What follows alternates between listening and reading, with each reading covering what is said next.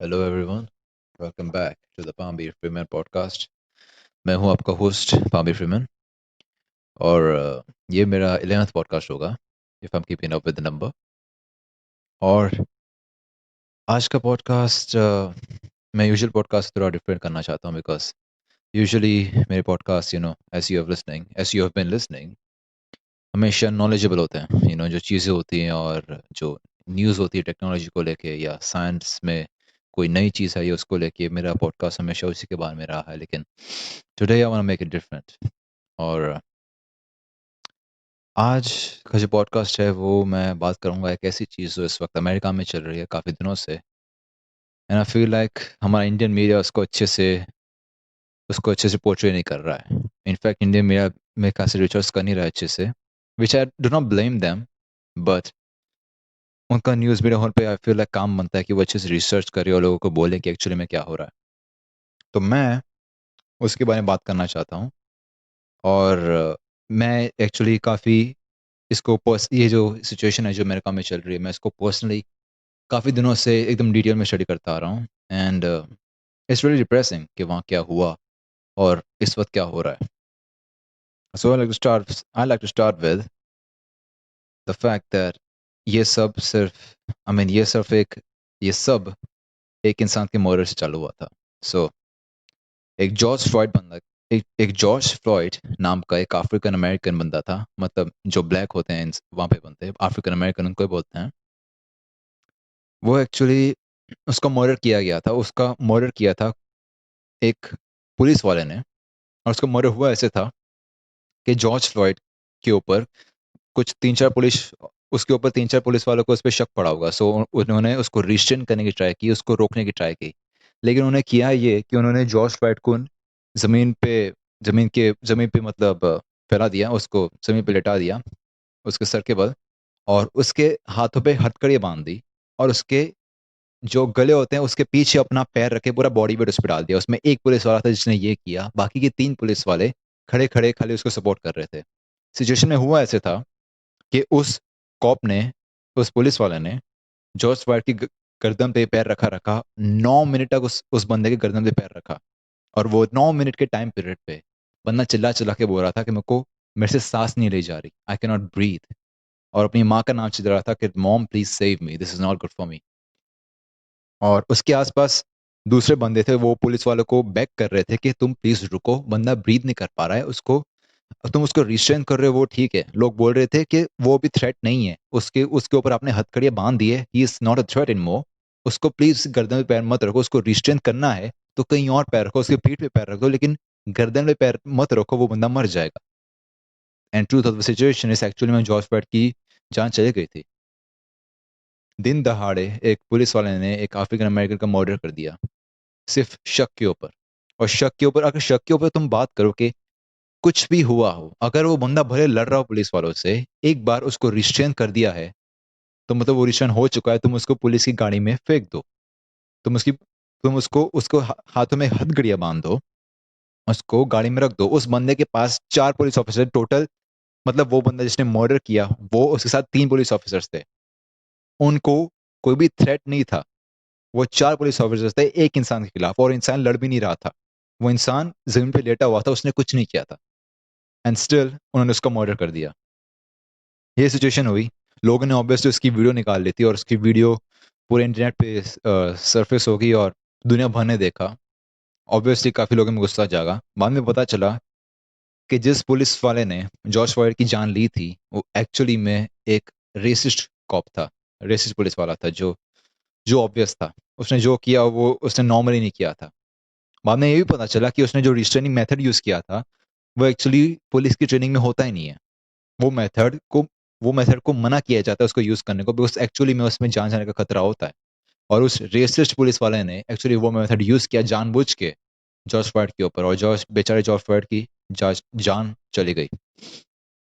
अभी ये हुआ और ऑब्वियसली लोग इससे गुस्सा हुए और उसके बाद रॉयट्स चालू हो गए पूरे अमेरिका में। नॉट पूरे अमेरिका में, मेन जहाँ पे ये हुआ था वहां पे पहले रॉयट्स चालू हो गए और उसके बाद ये बाकी सब जगह पे धीरे धीरे फैला। अभी रॉयट्स का भी ऐसा पंगा हुआ कि सबसे पहली बात, और ऑलरेडी कोरोना वायरस के पंगे की वजह से पूरी अमेरिकन जो जनता थी ऑलरेडी काइंड ऑफ क्या बोलते हैं तंग होके, मतलब वो पूरी दुनिया में हम सब तंग होके बैठे हैं। तो एक तो वो तो चीज थी, वो तो हो ही रहा था साथ में, मतलब उसमें कुछ ना वो आउट ऑफ द ऑर्डिनरी नहीं था, ये इस चीज से सब कुछ गुजर रहे थे, लेकिन वो एक फैक्टर था इस गुस्से को वॉयलेंस में कन्वर्ट करने का। लोग वैसे ही तंग थे। उसके बाद ये हुआ, और इंडियंस को ये पता नहीं है, लेकिन अमेरिका में ये काफी सालों से, इनफैक्ट ये 20-30 सालों से प्रॉब्लम चलती आ रही है कि जो रेसिस्ट पुलिस वाले हैं वो इनोसेंट अफ्रीकन अमेरिकन को मारते रहते हैं, और उसके बारे में आज तक कोई चेंज आया नहीं है उस कंट्री में, which is really really sad, really really garden same to be fair. और अभी सिचुएशन में हो ये रहा है कि जो पुलिस वाले हैं जो इस वक्त इन राइट्स को रोकने की ट्राई कर रहे हैं, वो भी सामने से गैस कैनिस्टर्स फेंक रहे हैं, टीयर गैस फेंक रहे हैं, विच इज ऑल राइट, मतलब वो समझ में आता है कि क्यों रिस्ट्रेन करने के लिए टीयर गैस फेंकेंगे, लेकिन वो और भी काफी सारे पंगे कर रहे हैं, जैसे कि जो राइटर्स हैं उनके बीच में घुस के और ज्यादा रॉयट्स को, जो राइटर्स होते हैं उनको गुस्सा दिलाना, ताकि पुलिस वाले फिर और पुलिस ब्रूटैलिटी कर पाए। मतलब पुलिस ब्रूटैलिटी और भी बढ़ गई है, विच इज सो आयरॉनिक के लोग प्रोटेस्ट कर रहे हैं पुलिस ब्रूटैलिटी के खिलाफ, और वो सामने से वही यूज कर रहे हैं प्रोटेस्टर्स के ऊपर, which is really effed up. And इसकी वजह से और ज्यादा पंगे हो रहे हैं। ये जो हुआ हुआ, ये कुछ जो रेसिस्ट लोग होते हैं उनकी वजह से पूरी की पूरी पुलिस वाले, पूरी की पूरी जो पुलिस की, पूरे अमेरिका में जितने पुलिस वाले हैं उन सब के खिलाफ अभी लोग हो गए हैं। लाइक ऑब्वियसली ऐसा ही होता है, कुछ बंदों के एक्शंस की वजह से सबके ऊपर ब्लेम आ जाता है, एंड उसकी वजह से और ज्यादा पंगे हो रहे हैं। और क्योंकि ये एक रेसिस्ट फेनोमेनन था, इसके लिए जो अफ्रीकन अमेरिकन है वो इस वक्त बहुत ही ज्यादा गुस्से में हैं, और इनके बीच में, जो रॉयट्स के बीच में कई ऐसे लोग हैं जो इन रॉयट्स को यूज कर रहे हैं दुकानों को लूटने को, लिटरली दुकानों को लूटने को। वो दुकानों तोड़फोड़ करते हैं, वहां का सामान लूट लेते हैं, और वो जो दुकानें हैं वो नॉर्मल लोगों की है, वो पुलिस वालों की, वो गवर्नमेंट की दुकानें नहीं है, वो नॉर्मल लोगों की दुकानें हैं। और वो एक पंगा इसके साथ में बाहर आया है। अभी अगर कोई अमेरिकन है जिसको प्रॉब्लम दिखाई दे रही है, तो वो करे तो करे क्या? उसको पता है जॉर्ज फ्लॉयड के साथ जो हुआ वो बहुत गलत हुआ, और एक बहुत बड़ी प्रॉब्लम है जो अफ्रीकन अमेरिकन के खिलाफ इतने टाइम से चलती आ रही है, उनके साथ गलत हो रहा है इतने इतने सालों से। अभी वो बंदा उस पर फोकस करे, या ये बोले कि कई जो प्रोटेस्टर्स हैं वो गलत काम कर रहे हैं, लोगों को लूट रहे हैं। इनफैक्ट आज ही एक वीडियो रिसर्फेस हुई थी। उस वीडियो में मतलब ऐसा था कि कोई शॉप ओनर था, वो अपनी दुकान को बचाने की ट्राई कर रहा था, और जो प्रोटेस्टर्स थे उन्होंने बंदे को पीटना चालू कर दिया बहुत ही बुरी तरह, लाइक बहुत ही ज्यादा बुरी तरह। और इनफैक्ट वो वीडियो में पता भी नहीं चला कि वो जो बंदा बेचारा पिट रहा था, जो अपनी खाली दुकान को बचाने की ट्राई कर रहा था, वो जिंदा भी है कि नहीं। अभी प्रोटेस्ट का ये साइड भी है।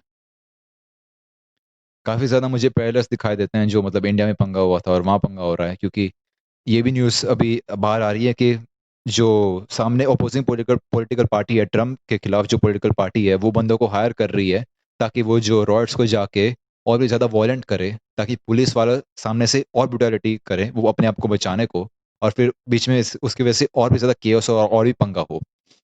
ये सेम सिचुएशन हमने अपने इंडिया में देखी थी थोड़े टाइम पहले, जब ये इनफैक्ट मेरे को उसके बारे में बात में नहीं करनी, लेकिन हाँ मैं आप भी सिमिलैरिटीज देख पाओगे। और सैडली इंडिया में कम पता है इस चीज़ों के बारे में लोगों को, which I feel like they should know about this. तो मैं बस जैसे बात कर रहा था कि ये काफ़ी सालों से चलता आ रहा है, तो हाँ ये प्रॉब्लम एक्चुअल में काफ़ी सालों से है, काफ़ी सालों से ये एग्जाम्पल्स दिखाए जा रहे हैं कि मतलब ऐसी वीडियोस आती रहती हैं कि किसी वाइट पुलिस वालों ने किसी ब्लैक इंसान को, किसी बेगुनाह, कोई बेचारा इनोसेंट आदमी, कोई ब्लैक इंसान चल रहा है नॉर्मली, और किसी पुलिस वाले को उसको शक होता है तो उसको उसको पीट पीट के उसको मार देते हैं। और कई इनोसेंट लोगों के ऊपर गोलियां चला देते हैं क्योंकि उन पुलिस वालों को शक होता है कि वो बुरा कर रहे हैं। ये पंगा काफी सालों से चलता आ रहा है अमेरिका में, काफी सालों से। एक रेसिज्म की बहुत बड़ी प्रॉब्लम है, और इसको सैडली एड्रेस नहीं किया जा रहा, और उसके पीछे अभी और भी कॉम्प्लिकेशन है जिसको मैं आगे डिस्कस करूंगा। अभी हमको ये पता है कि अमेरिका में जो गन्स का कितना बड़ा पंगा है। गन्स कैसे, क्योंकि अमेरिका एक गन्स गन्स फ्री एक कंट्री है, कि वहाँ पे तुम जो भी हो, तुम एक्चुअली तुम असॉल्ट राइफल भी खरीद सकते हो। ऑटोमेटिक वेपन नहीं खरीद सकते, लेकिन असॉल्ट राइफल यानी AR-15s जो सेमी ऑटोमेटिक होती है, लेकिन लॉन्ग रेंज असॉल्ट राइफल्स होती है। तुम इनफैक्ट कोई भी वेपन खरीद सकते हो अमेरिका में, और उनको तुम एक्चुअली में अपने पास रख सकते हो हर टाइम पे, व्हिच इज़ उसकी वजह से जो पुलिस वाले हैं वो इनसिक्योर फील करते हैं। और ऑब्वियसली मैं पुलिस वालों को बिल्कुल भी जस्टिफाई नहीं कर रहा हूँ, वो जो कर रहे हैं गलत कर रहे हैं। लेकिन एक फैक्टर है जो उनको और भी ज़्यादा वायलेंट बनाता है। लोग रेसिस्ट हैं ही, वो एक प्रॉब्लम बिल्कुल है। उसके पीछे उसके ऊपर ये भी चीज़ आती है कि पुलिस वालों को 24 घंटे ये लगता है कि मैं जिस बंदे को देख रहा हूँ शायद उसके पास बंदूक है, और वो उस बहाने को यूज़ करते हैं लोगों को मारने को। और ऑब्वियसली मैं अभी इसमें हरी पुलिस वालों की बेइज्जती बिल्कुल नहीं कर रहा हूँ। बहुत ही कम, मतलब 1% से भी कम लोग होते हैं जो एक्चुअली में रेसिस्ट होते हैं, और वो जो 1% से भी कम होता है उसकी वजह से पूरी पुलिस वालों की पूरी पूरी फोर्स के ऊपर ऐसे क्वेश्चन मार्क्स आ जाते हैं। और एक्चुअली रियल लाइफ में होता भी ऐसा ही है यार। बहुत कम लोगों ने जो पंगे करते हैं, लेकिन उसकी वजह से पूरी पूरी सिचुएशन बिगड़ जाती है। और क्योंकि अमेरिका में गन्स की वजह से इतना ईज़ी है कुछ भी करना, उसकी वजह से ये सब सिचुएशन एम्प्लीफाई हो जाती है। अभी हम इंडिया में फिर भी कम लोगों को आइडिया है, लेकिन स्कूल शूटिंग्स भी एक प्रॉब्लम है। और उसके बाद जो मास शूटिंग्स होती है अमेरिका में, वो भी एक प्रॉब्लम है। कुछ सालों पहले ही मास शूटिंग हुई थी जिसमें एक क्या बोलते हैं, एक बहुत ही बड़ा कॉन्सर्ट था, और किसी बंदे ने लास वेगास में हुई थी, किसी बंदे ने अपनी होटल रूम की विंडो खोली और उस पूरे कॉन्सर्ट पे गोलियाँ चलानी चालू कर दी। उसमें काफ़ी लोग मरे थे, काफ़ी लोग इंजर हुए थे।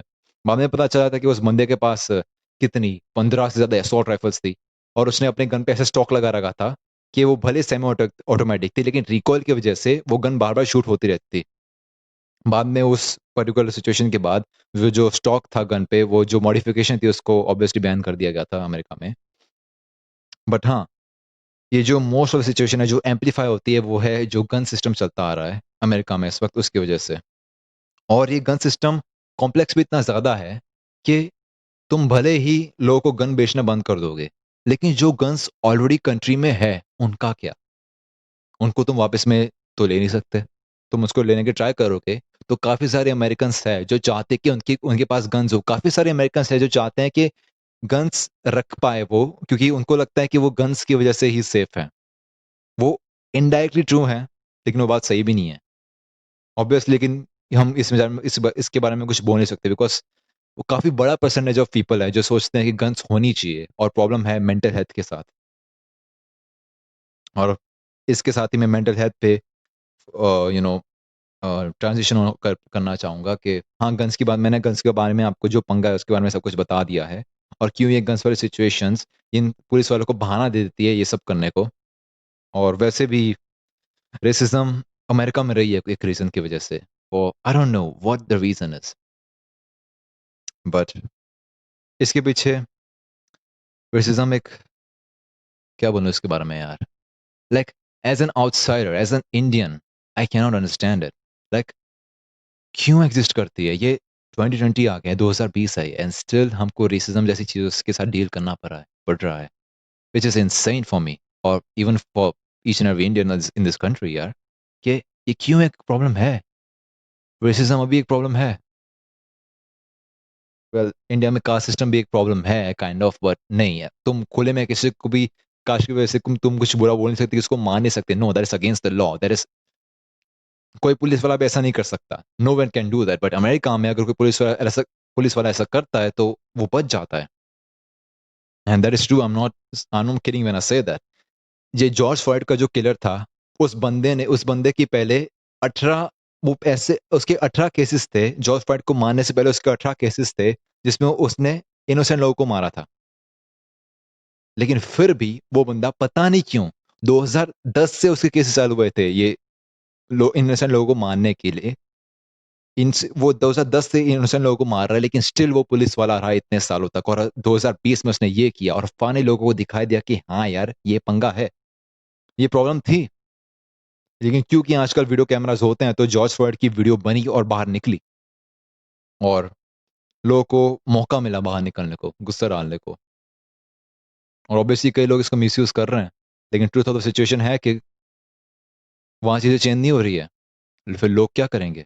लोग देख रहे हैं कि अफ्रीकन अमेरिकन अमेरिकन्स दिन ब दिन मरते जा रहे हैं। पुलिस वाले ऐसे करप्ट हैं जो ऑब्वियसली सबके सब ऐसे नहीं है, बहुत कम परसेंटेज है, लेकिन वो कम परसेंट्स भी काफ़ी बड़ा डिफरेंस डालते हैं। इनोसेंट लोग मर रहे हैं and that is the problem. उसको इग्नोर कभी नहीं किया जा सकता। और जो बेचारे सिटीजन्स है उस कंट्री को, उनको ऐसा लगता है कि जब तक हम वॉलेट नहीं होंगे तब तक गवर्नमेंट कुछ नहीं करेगी। और सैडली वो बात काइंड ऑफ सच भी है। इनके वॉलेंट होने के बाद ही एक्चुअली में जिस जिस पुलिस वाले ने जॉर्ज फ्लॉयड को मारा था ना, इनके वॉरेंट होने के बाद ही उसके ऊपर एक्चुअल केस बना। उसके पहले उसके ऊपर केस भी नहीं बना था। तो वो हमको दिखाता है कि सिचुएशन कितनी बुरी है इस वक्त। और ट्रम्प जो है भाई, इसमें पॉलिटिकल ओपिनियन नहीं देना चाहूंगा। ऑब्वियसली इंडिया में किसी को फर्क नहीं पड़ता मैं ट्रम्प के बारे में क्या बोलता हूँ, बट स्टिल क्योंकि जो अमेरिकन मीडिया है काफ़ी ज़्यादा मैनिपुलेट करता है, इसलिए मैं अमेरिकन मीडिया ट्रम्प के खिलाफ है और वो एक्चुअली में लोगों को झूठ बोलते हैं, मैनिपुलेट करता है ट्रम्प के खिलाफ होने को। लेकिन ट्रम्प एक बेवकूफ़ बंदा है। वो बंदा ऊट-पटांग चीज़ें बोलता है और इनफैक्ट उसने अपने स्टेटमेंट में ये भी बोला था कि when the looting starts, the shooting starts. Like इससे ज़्यादा बेवकूफ़ वाली चीज़ मैंने आज तक सुनी नहीं है। सो ये मैं कहना चाहूँगा कि उनका प्रेज़िडेंट भी साला पागल है। उनकी कंट्री में ऐसे पंगे हो रहे हैं। नथिंग अगेंस्ट द सिविलियंस यार, वो बेचारे सफ़र कर रहे हैं इस वक़्त। नथिंग अगेंस्ट अमेरिकन्स, वो सब बेचारे सफ़र कर रहे हैं इस वक़्त। जो सिस्टम है जो इतना बिगड़ा हुआ है वहाँ पे। हाँ जी, तो ये सब हो गया। मैं थोड़ा-सा अलग से एक टेंजेंट पे चले गया था, लेकिन हाँ, जो लास्ट मेरा पॉइंट रहा था वो है मेंटल हेल्थ के बारे में कि कई लोग ऐसे बोल रहे हैं कि जो इश्यू है वो खाली गन्स नहीं है, वो मेंटल हेल्थ भी है, जो सही है। और मेंटल हेल्थ इनडायरेक्टली रिलेटेड है, मतलब इनडायरेक्टली ऑलमोस्ट डायरेक्टली कह सकते हैं, बिकॉज़ इसका सबसे लीडिंग कॉज़ है ड्रग्स का यूज़। और इस ड्रग्स का यूज़, ये जो एक एपिडेमिक था काइंड ऑफ अमेरिका में जो काफ़ी साल पहले हुआ था, उसको बोलते हैं ओपियोइड एपिडेमिक। तो उसमें ऐसा हुआ था कि एक ऐसी कंपनी थी अमेरिका में जो एक ऐसा पेन किलर बनाते थे जिसके बाद तुमको कंप्लीटली सब कुछ फील होना बंद हो जाता था। ऐसा एक कंपनी थी जो पेन किलर बनाते थे। ये काफ़ी सालों पहले की बात है। और वो पेन किलर बहुत ज़्यादा फेमस हो गया था बिकॉज़ उसको खाने के बाद तुम लिटरली तुम्हारा पेन खत्म हो जाता था।